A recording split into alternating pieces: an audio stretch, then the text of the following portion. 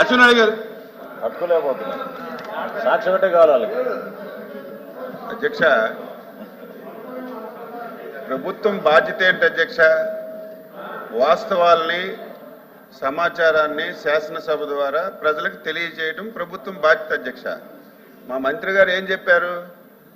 ఈ మధ్య పేపర్లో అవినీతి డబ్బుతో ఒక పేపరు టీవీ ఛానల్ పెట్టి ఉన్నది లేనట్టుగా ఎవ్రీడే 150 కోట్ల మంది మంచి అన్నా సరే ఈ పేపర్లో అది చెడ్డని వస్తుంది అధ్యక్ష.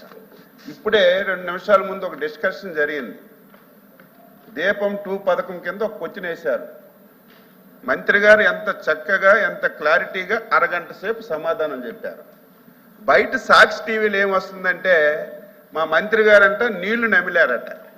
వాళ్ళు అడిగిన దానికి అసలు సమాధానమే చెప్పలేక విసిగి వేసారి కూర్చోపోయారు. ఏంటి అధ్యక్ష, ఏంటి అసలు తప్పేం మాట్లాడారు? ఈ మధ్య సీప్లేన్ నాతో నాటకాలట, మెడికల్ కాలేజీలన్నీ మేము అమ్మేసామట, పోర్ట్లన్నీ అమ్మేసామట. ఏం చెప్పారు? ముఖ్యమంత్రి బాధ్యత ఏంటి? రాష్ట్రం మొత్తం ఒకలాగా చూడాలి, రాష్ట్రంలో అన్ని ప్రాంతాలను అభివృద్ధి చేయాలి, ప్రతి ఒక్కరిని మేలు కోరాలి. ఈ రాష్ట్రంలో ఇన్ని మెడికల్ కాలేజీలు ఇచ్చారు. నీ నియోజకవర్గంలో మెడికల్ కాలేజీకి నువ్వు డబ్బులు ఖర్చు పెట్టి బిల్డింగ్ కట్టావు. ఎన్నో సంవత్సరాల నుంచి మెడికల్ కాలేజ్ లేదు, పాడేరులో ఒక మెడికల్ కాలేజ్ మంజూరు చేశావు.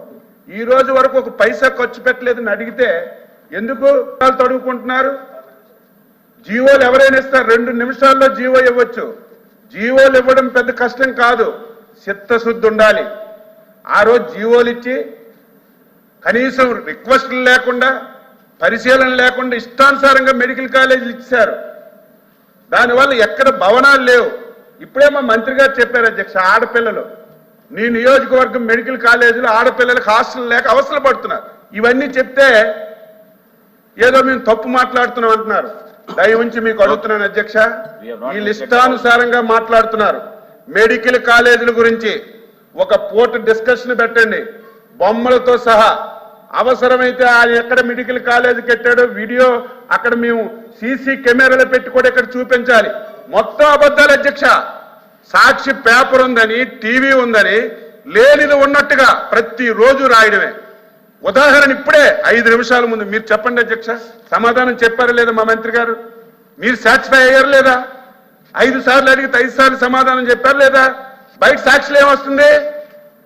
నాదేండ్ల మనోహర్ గారు వైసీపీ ఎమ్మెల్యేలు అడిగిన క్వశ్చన్లకి చెమటలు ఎక్కిపోయాడు, సమాధానం చెప్పలేకపోయాడు.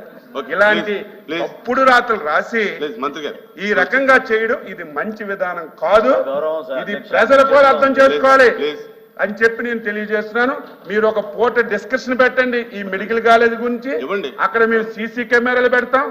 ఎంతవరకు కట్టారు, పులివెందులు ఎందుకు ఖర్చు పెట్టారు, మరి ఈ రోజు ఎక్కడైతే మనకి బ్యాక్వర్డ్ ఏరియాలో ఉన్నారు ఎందుకు ఖర్చు పెట్టలేదు అనేది డీటెయిల్ గా డిస్కస్ చేస్తే వీళ్ళ బండారం బయటపడుతుంది.